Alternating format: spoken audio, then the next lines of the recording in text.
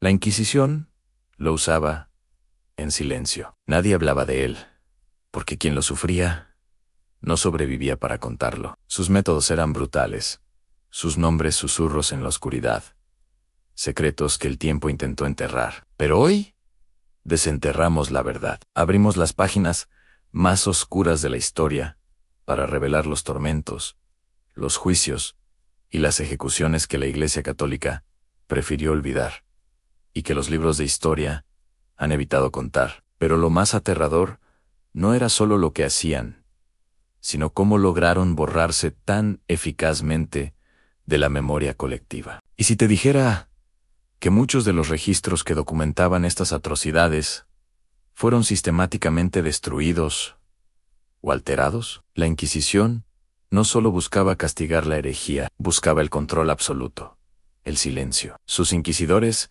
no solo eran jueces y verdugos, eran los arquitectos de una censura histórica sin precedentes, asegurándose de que la verdad sobre sus métodos más crueles se disolviera en el pasado, como si nunca hubiera existido. Estos no son meros relatos de tortura, son fragmentos recuperados de una historia que fue forzosamente silenciada, donde el poder eclesiástico decidía no solo la vida y la muerte, sino también que se recordaría de ella. Un secreto oculto en plena vista.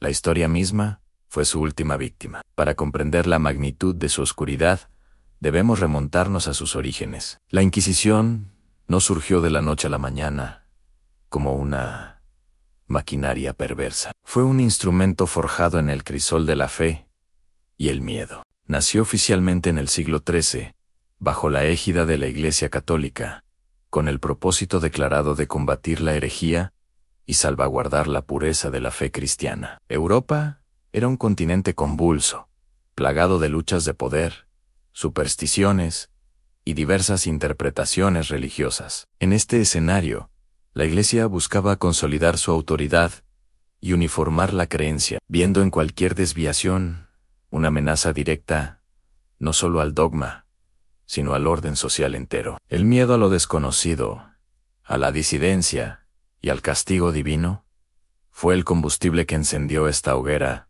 institucional. El dogma inflexible se entrelazó con una sed insaciable de control, transformando la Inquisición en una fuerza omnipresente, que sembró el terror en corazones y mentes, marcando a fuego siglos de historia europea, con su sello de secretismo y opresión sistemática. Sus raíces eran divinas, sus métodos puramente humanos y brutalmente eficaces. Una vez establecida su justificación teológica y política, la Inquisición desarrolló un modus operandi que reflejaba su naturaleza intrínsecamente opresiva y su insistencia en el secretismo. Los procedimientos rara vez eran públicos. Las detenciones a menudo ocurrían en la oscuridad de la noche, con acusados desapareciendo sin dejar rastro, sumiendo a sus familias y comunidades en la incertidumbre y el terror. La fase inicial de una investigación, conocida como la Inquisición General, no buscaba pruebas concluyentes, sino la delación. Se alentaba a los ciudadanos a informar sobre cualquier comportamiento o creencia que pudiera considerarse herético, creando una atmósfera de paranoia y desconfianza donde nadie estaba realmente a salvo. Esta red de informantes y sospechas mutuas fue el primer eslabón en una cadena de humillaciones y sufrimientos. Una vez designados como sospechosos, los individuos eran sometidos a interrogatorios exhaustivos, a menudo prolongados, durante semanas o meses. Estos interrogatorios no solo buscaban una confesión, sino también la purificación del alma, lo que implicaba la admisión de culpabilidad. La presunción de inocencia no existía. La mera acusación era, en la práctica, una carga que el acusado debía desmentir bajo una presión psicológica inmensa y, eventualmente, una fuerza física insoportable. Las celdas de la Inquisición no eran lugares de reflexión, sino antesalas del horror, donde el espíritu era quebrado antes incluso de que el cuerpo fuera tocado. Y cuando la palabra no bastaba para extraer la verdad, la Inquisición recurría a métodos que trascendían el umbral del sadismo humano. Técnicas diseñadas no solo para infligir dolor, sino para desmantelar la voluntad, el cuerpo y el alma. Entre estas, la garrucha se erguía como un símbolo de terror paralizante. Era un artilugio simple en su concepción, pero devastador en su aplicación. La víctima era atada de las muñecas por la espalda, y luego, mediante un sistema de polea y cuerda, se la elevaba lentamente del suelo. La intención no era solo suspender el cuerpo, sino dislocar los hombros. Una vez en el aire, se la dejaba caer bruscamente, provocando el desgarro de tendones, ligamentos y músculos.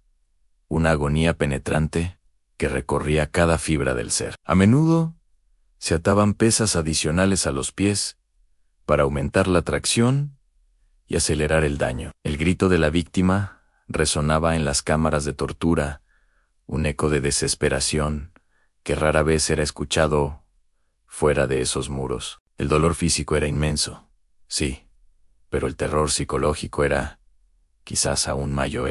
La conciencia de la propia impotencia, la certeza de una mutilación inminente, el saber que cada descenso desgarraría un poco más el cuerpo, aniquilando toda resistencia. La pera de la angustia, aunque menos conocida, se enfocaba en una crueldad específica. Este artefacto metálico, con forma de pera, se introducía en la boca, el ano o la vagina. Al girar un tornillo, el dispositivo se expandía lentamente, forzando la apertura con una presión insufrible, causando hemorragias internas y desgarros brutales. Ambas herramientas no dejaban marcas evidentes de su horror en la superficie, facilitando que los cuerpos pudieran ser presentados sin signos visibles de la barbarie sufrida, lo que permitía a la Inquisición mantener una fachada de justicia y disimular la magnitud de su crueldad. Las víctimas,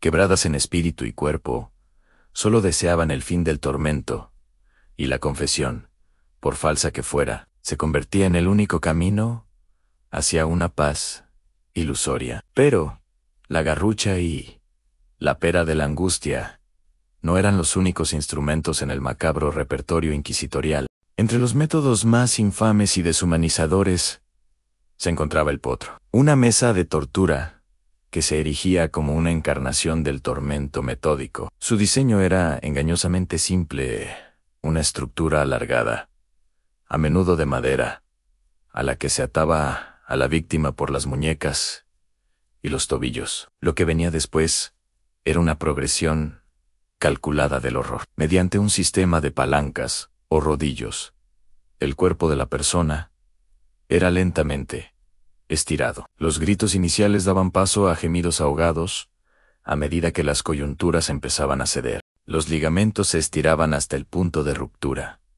Los músculos se desgarraban y los huesos crujían bajo la presión inexorable. El objetivo no era solo el dolor extremo, sino la desarticulación, la deshumanización. El cuerpo, antes una fortaleza, se convertía en una masa deformable.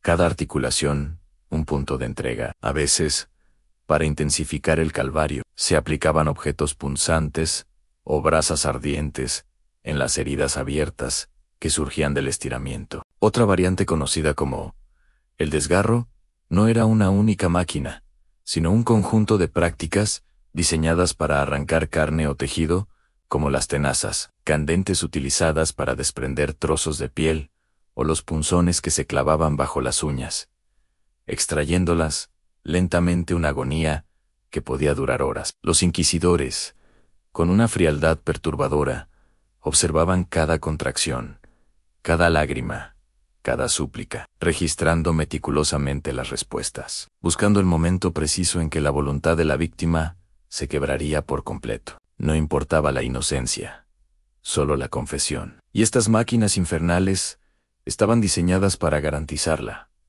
Una y otra vez, las víctimas salían del potro con el cuerpo hecho jirones, a menudo minusválidas de por vida, si es que sobrevivían. El testimonio arrancado bajo tal barbarie era la verdad que la Inquisición buscaba, una verdad moldeada por el límite del sufrimiento humano. Pero la condena no terminaba con la confesión forzada. Irónicamente, el mismo acto de purificación logrado bajo tortura, a menudo solo abría la puerta a castigos aún más severos, con la Inquisición operando con una lógica implacable que trascendía la justicia terrenal. Una vez que la verdad, obtenida por los métodos descritos, era establecida, el acusado no recuperaba su libertad. Los desenlaces variaban, pero rara vez eran indulgentes. Podían ir desde penas de prisión perpetua, en condiciones deplorables, la confiscación total de bienes que dejaba a las familias en la indigencia, hasta el exilio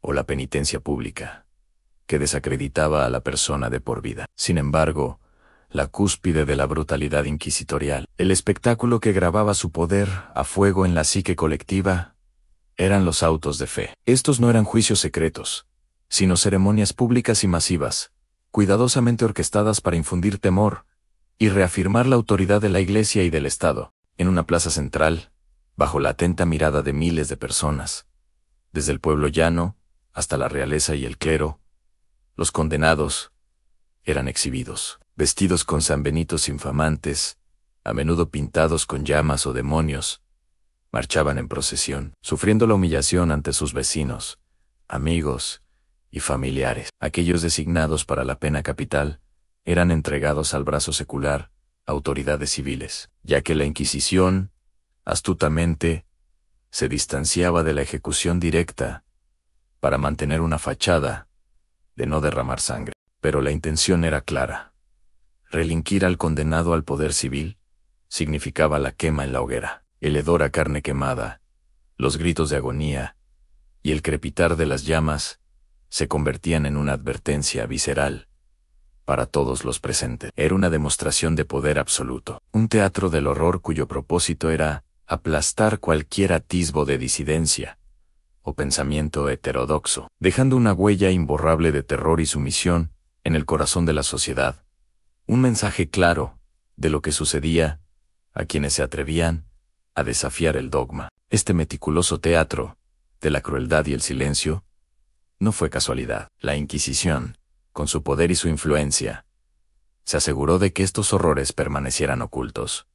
Incluso, después de su declive, los registros se extraviaron, se destruyeron o se editaron, borrando las huellas de tanta barbarie. Eran secretos demasiado oscuros, narraciones que desafiaban la imagen de purificación y justicia divina que la institución quería proyectar, y que la historia oficial, por conveniencia o miedo, prefirió relegar a los márgenes. Pero el eco de esos gritos y el terror de esas épocas perviven grabados en la memoria colectiva, en un legado de desconfianza y en la advertencia de hasta dónde puede llegar el hombre, en nombre de una fe o un poder absoluto. Si te atreves a desenterrar más verdades ocultas y a explorar los rincones más tenebrosos de la historia, suscríbete a este canal y acompáñanos en este viaje al lado más oscuro del pasado, donde cada historia es un escalofriante recordatorio. Estas historias, envueltas en las sombras de la historia, no son meros relatos de tortura de un pasado lejano. Son espejos incómodos que reflejan la capacidad humana para la crueldad, cuando el dogma y el miedo se entremezclan con un poder ilimitado. Nos recuerdan que la línea entre la justicia y la tiranía puede ser peligrosamente delgada, y que la complacencia ante la opresión, incluso en nombre de una causa justa, puede desatar horrores inimaginables. La Inquisición es un sombrío testimonio de lo que ocurre cuando la verdad se distorsiona y el consenso se impone por la fuerza. Una lección brutal que la humanidad aún debe recordar para no repetirla. Este es solo uno de los secretos que el tiempo intentó sepultar en el olvido, un capítulo brutal de la historia humana. Si te atreves a seguir explorando las torturas, los horrores y los misterios más impactantes que la humanidad ha forjado, suscríbete y sé parte de Historiaos y Torturaos.